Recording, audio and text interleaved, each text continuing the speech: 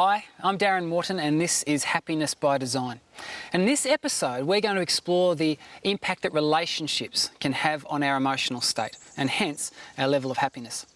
Now, in last episode, we explored how our emotional brain is literally wired up to our senses, sights, sounds, smells. And so what that means is that our physical environment can have a huge impact on how we feel on a day-to-day basis, and hence the value of immersing ourselves in a natural environment.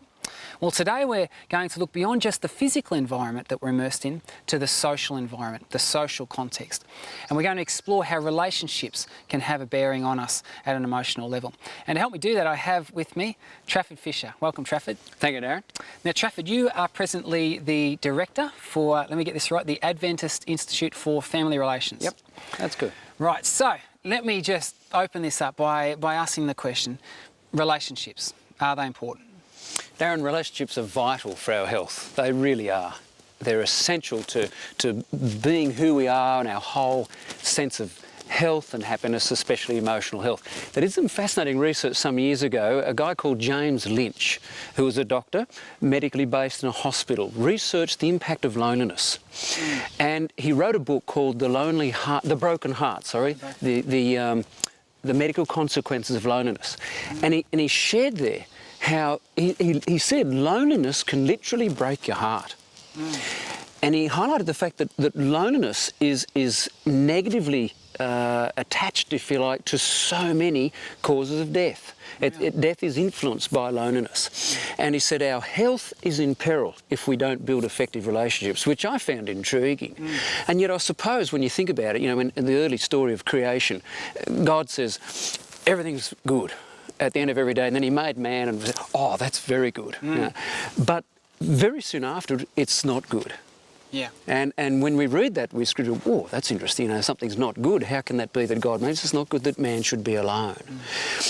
And what really intrigues me, Darren, is that just a few years ago in the US, one arm of the mental health department was concerned about adolescent health. They were noting there was an increase in depression, suicide, drug abuse, high-risk living, and they set up a group of professional people, about 33 of them. These were surgeons, they were health educators, psychologists, social workers, a whole group of professional people. And they said, come up with the answers. What's causing this breakdown in mental health for our young people? The results were fascinating.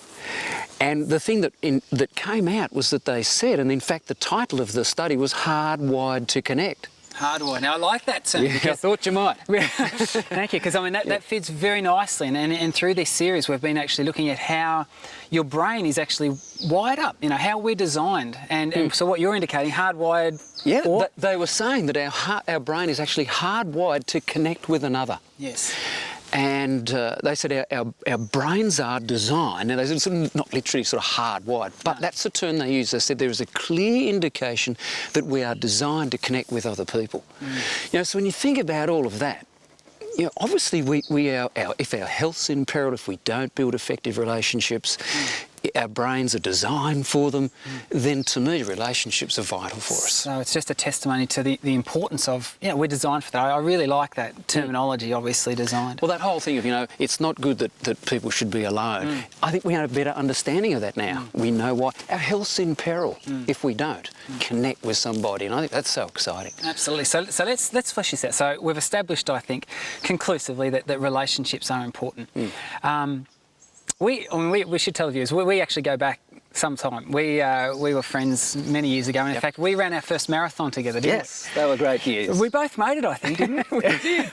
We did. Surprisingly enough. I think it surprised both of us. So, we kind of had the hope, didn't we, Darren, Yes, that we would make it. But it was a real challenge. I remember the challenge of that, and it was just tremendous to cross that finish line and say, yes, you know, we'd achieved. It was a great moment. It's funny, even you know, talking about relationships, there's a camaraderie that comes with that. And but anyway, I want to tell a little story because I remember an account, something that happened occurred to me whilst I was running that marathon.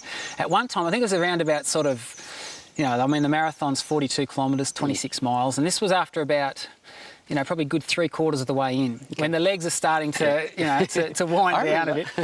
I was running with two other runners, and we had our little group of three. And I don't know where you were. You must have been in the distance somewhere in front. I can't quite recall. Anyway, yeah. But as we were sharing the lead of our little pack, and there was one particular character that when he ran, he had this really kind of, bouncy, I call him Bouncy Bill. We never introduced ourselves, but there was Bouncy Bill. And then when I called him Awkward Arthur, because it was like, Every step was hard work. It was hard work for him. And what I noticed during this run is as we shared leads, whenever I got behind Bouncy Bill, all of a sudden I seemed to get in stride with him. I felt like, hey, I think I'm up to the challenge here. And then Awkward Arthur would get to the front and it'd be like, oh no, where's the next drink station? Someone let me out of this game. The irony of it is that Awkward Arthur actually ran off on both of us a little way down the track, and Bouncy Bill dropped behind. But I just wonder whether that's quite a powerful analogy for our relationships. Is it true that in our relationships we tend to assimilate to the tone of what's going on about us? I think it's a neat image, Darren. And I think it's right that usually because of our personality and maybe the opportunities we have for relationships, we'll be drawn to certain types. And if we're somewhat shy, quiet individuals who prefer the quiet times, we're not out there just being this effervescent, bubbly, overflowing person, we tend to be quiet, we'll most probably find it more natural to warm to people of the same kind. We feel more comfortable with people where we don't have to expend so much energy and so much focus. Whereas if we're more the bouncy, extrovertish kind of person, we may find the quieter, tucked back person a little boring even. Just they're too quiet, and so we tend to a bit draw to people a little like ourselves. But your comment's good that if we stay with a certain kind of connection that doesn't push our boundaries, that doesn't challenge us, and we always feel comfortable, then we may in fact have limited relationship opportunities. And I think your analogy is good. We need the bouncy bills to draw us out, to encourage us on, and to push our comfort levels so we step into new relationships, and sometimes it will be uncomfortable. I'm thinking then of the common comment that's thrown around, opposites attract. Is that the case? Yes, it's true. Opposites do attract, but down the road a bit, those same opposites can repel. Oh, really? That's an interesting thought. Let's perhaps pick up on that after the break. Stay with us when we talk more about relationships and the effect they can have on your emotional state.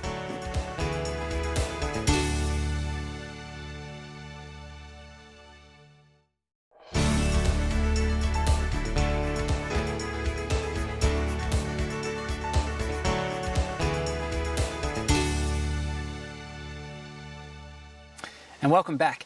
Now, Trafford, I posed the question to you before the break, opposites attract, and you had an interesting remark. It's true, Darren. Research shows that we're often drawn to someone who's opposite. So if we are a bit quiet, sometimes the loud person thinks, oh, that would be fun to be with them, and it is fun to be with them. And sometimes the loud person finds the quieter sort of person a little bit more in depth, and they do attract. I've seen this. I've actually seen couples, and you think, wow, this is like interesting. It surprises us because we don't normally put them together. You're right. But again, after a period of time, as I said just before the break, the loud person who likes some energy and noise, and will find after a bit of time that the quiet person could in fact be demands a bit more energy to be with them because they want to keep sparking them up a bit, and vice versa. So long term, we need to be sensitive in our relationships and recognise that first impressions may be good ones, but are they the sort of people we want to build a long-term relationship with? So I think it comes down to being intentional when it comes to relationships. We need to put energy and invest in making some good decisions about what sort of relationship we have. And as you suggest with the running model, if we aren't, and if we just plod along and just find any running partner, well, that might be nice, but what does it mean for our, are we going to get to the end of the race and feel good about the race? So I suppose the question is then, if we need to be intentional and we have to, we need a goal then, what are we looking for? I mean, what constitutes a good relationship? What does a good relationship look like? Wow, that's an excellent question. The current research, Darren, in relationships, and particularly marriage, of course, is centering on emotional safety and an emotional intimacy. And what the researchers mean by that is that in an effective relationship, we need to feel emotionally safe. There's a book by Sharon Hart Morris called The Safe Haven Marriage, and she and her husband Arch Hart produced the book, co-authors. And they commence by describing what it is to have a safe haven for a yacht. A boat. And it's a tremendous image, and they describe how, being out in a storm, it's frightening, it's unsettling, but you head for the harbour and you come through the opening to the harbour and the water's quiet and you drop an anchor and it's safe. And they said that's what a relationship should be like. A quality relationship that will, I think, provide us happiness and a sense of joy and security is one that is a safe haven, especially emotional. So, and we're not talking just, it's funny as you describe that imagery. For me, I think about going home to my home with 3 young children there, and we're not talking about the obviously physical noise. No, it's something. No. It's an emotional level, isn't it? It's safety for our hearts. Sharon Hart Morris says, "Is our heart safe?" And if my wife Carol comes home to me and shares the day and what happened for the day, does she do so knowing that her heart's safe? In other words, can she share herself with me knowing that I'm going to respond appropriately, warmly, I'm going to do it with respect, I'm going to pause, stop what I'm doing and listen, which all conveys to her, you are important, you count, and you can trust me to care for your heart. And it's almost this image of, here's my heart, will you protect it? And if a partner in a relationship, or both partners in a relationship, know that their hearts are cared for, it has tremendous potential for growth, for creativity, and for happiness, because you know that you don't have to then expend a whole lot of energy, emotional energy, protecting yourself, protecting your heart. You know it's going to be protected, so you can give it away and use the energy and the resources of life to invest in a whole lot of other stuff rather than sort of, protecting your heart from being damaged. I think it's a great image. And so a quality relationship to me, Darren, is one where the partners will, in their own neat ways, because we all show our love differently. In fact, there's the book 5 Love Languages, where we all express love different ways. I remember that, because that was a very popular book, and I suppose even now still a popular book. Oh, very much Those so. 5 languages. Yeah, the love languages. Now I see if I remember more. There's giving of time. Yes. There's affection, touch. They're 3 off the top. I remember, I forget the other 2 just off the top. But what what it's saying is that that each of us show love and receive love in a different way. And he makes an excellent point in the book where couples, sometimes will be surprised at the breakdown of their relationship because they've invested in it. What they haven't realised is, like, one's almost speaking French and the other Italian, and neither, because so one, and what they show is that we tend to express love to our partner in the way we wish to be loved, and unless we're aware of that, we can miss each other.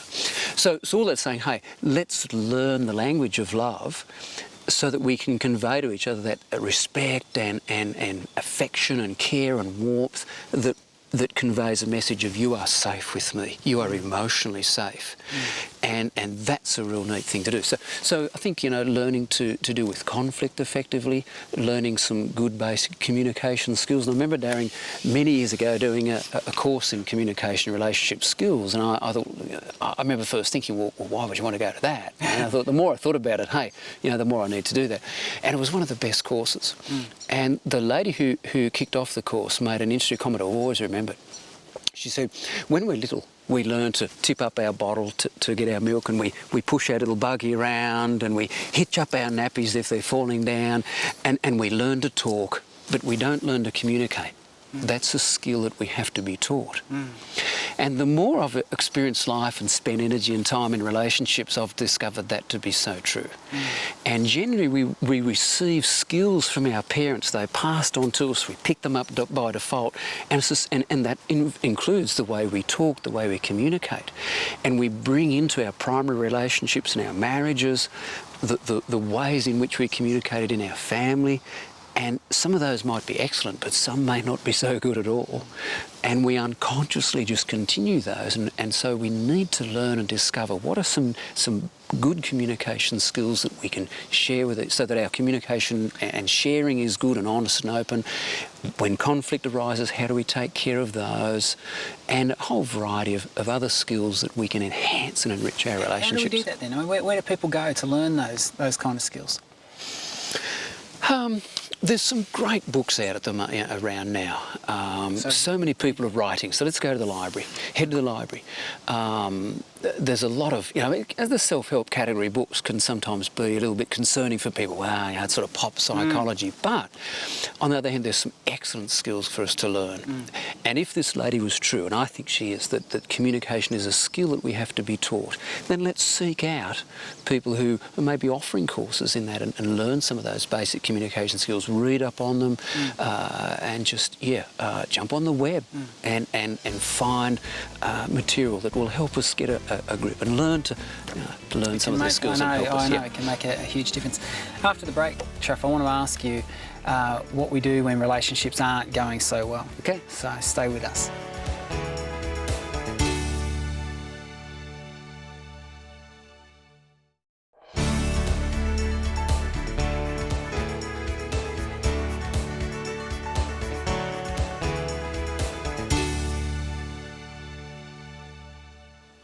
Welcome back.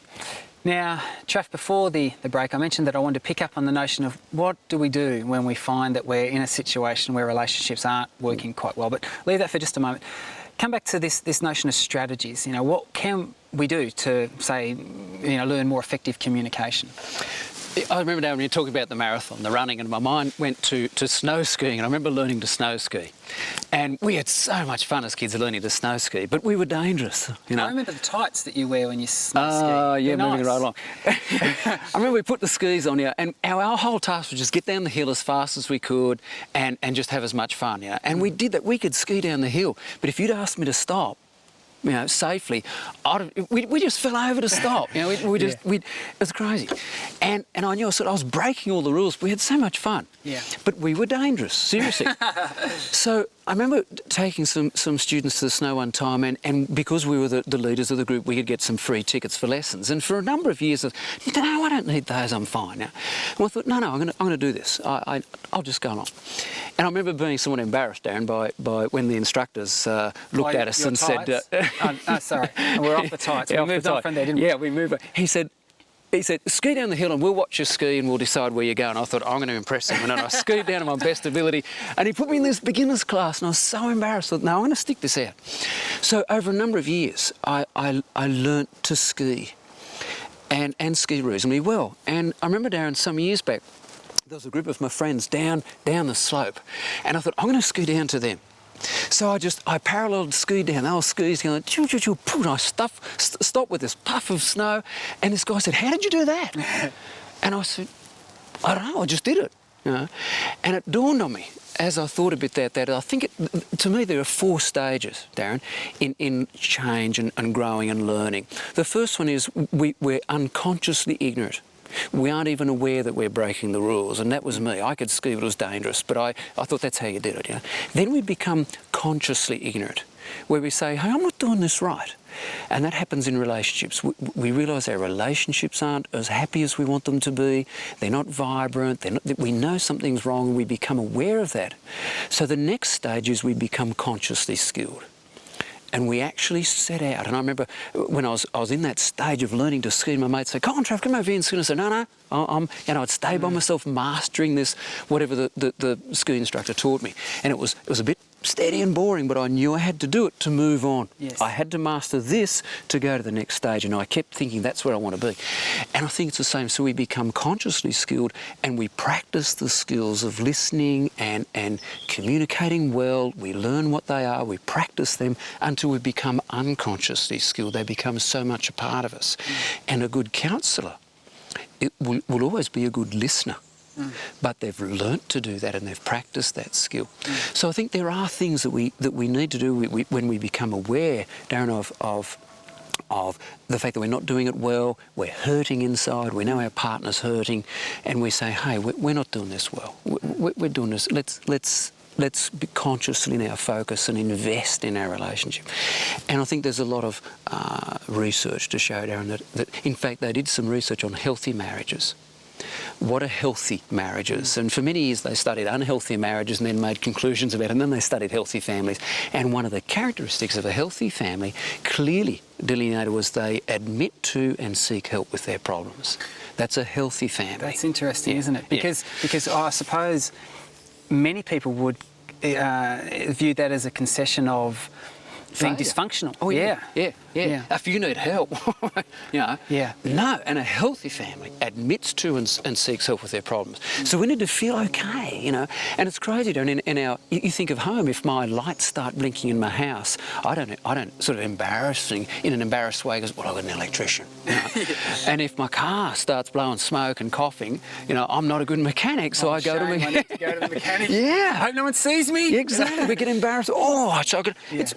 Someone would ridicule us if we didn't take our car that's breaking down to the mechanic. So why keep driving it? It's falling to bits. Oh, well, it'll get better. It'll heal itself. Yeah. Sadly, in relationships, we do the same. We can say, oh, well, it'll go away. If we don't talk about it, it'll disappear. We just sweep that under the carpet. We'll just pretend it's not there. We can't afford to. We can't afford it. So healthy marriages, healthy relationships are those that admit to and seek help with problems. And I think once we do that, we find resource people, variety of resources, as I mentioned earlier, that can help us start to rebuild our relationship. And that may mean taking a good look at ourselves. Which I imagine can be very confronting. Well, yeah. But it's important. As Richard Schwartz says, and he's putting out a book coming out very soon, Darren. I'm looking forward to getting a copy. And the title of his book is "You Are the Person You've Been Looking For." And I love the title. Where have you been all my life? Yeah. But he's putting that out because he feels that so many relationships are sort of built around this real dependence on each other. And for a person to be happy, they have to have this particular person. It's like two bridge pylons, if you like, leaning on each other. And sure, while they're leaning on each other, that's okay. But if one wants to move forward, and what happens to the other one? And he makes a point that, that a healthy relationship is when two people who can stand on their own choose to be together because they're in love. It's interesting that the scriptures tell us love your neighbour as you love yourself. And this whole concept of self-love for a Christian person can be a bit of a battle and a challenge because it sounds a bit like pride. But no, Scripture's quite clear that we need to have a healthy understanding and acceptance of ourselves. So one of the first things in a relationship is that a couple might say, hey, I need to take a look at myself. What am I bringing from my family of origin, from my circle of friends that we mentioned right at the start? What might I be bringing to this relationship that may in fact be unhealthy for it, that might be hindering its progress and emotional security? What am I unconsciously doing that I'm unaware that this in fact is? So I'm breaking the rules in communication. I'm being cold. I'm protecting myself, but I'm not aware of it. And I've got this sort of a brassy, loud voice, and I'm brusque, but I'm doing that unaware, in an unaware because I'm protecting myself. I'm fragile. So when we become aware of some of the things that are going on for ourselves, and we make some steps to sort of heal ourselves, then we can be more available for our partner. So a couple in trouble who become aware, hey, this relationship isn't as healthy as it should, might together say, let's go and do some work together. We'll get someone to help us go on a journey. It is a journey, but what a great journey. Do some self-growing and partnership growing. Shaf, it's been fantastic talking to you. I really love some of your ideas, particularly this notion of us being wired for relationships, and it's so absolutely true. And I see God so interested in our relationships as well. He's given us some fantastic parameters from which to work with. I see even the church environment as a place where, there's quality relationships taking place. It's just so good and so positive for us. It can make all the difference to our level of happiness. Sure.